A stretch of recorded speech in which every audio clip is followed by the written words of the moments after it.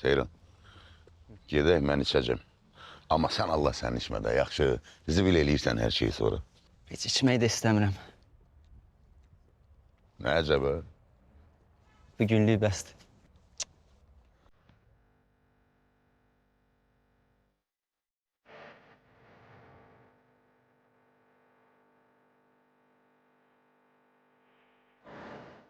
Belə deyirsən də, axşam olan kimi düşürsən üstümə ki, tap.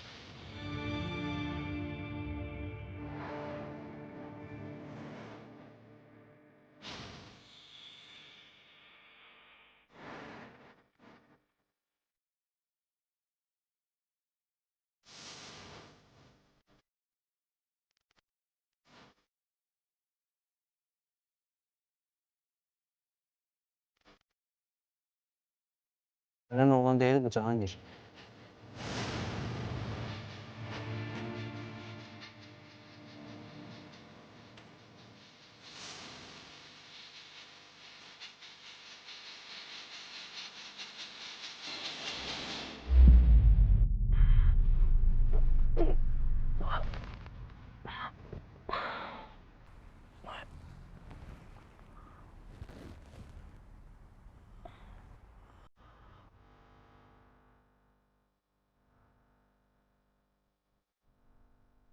Ayıldı da.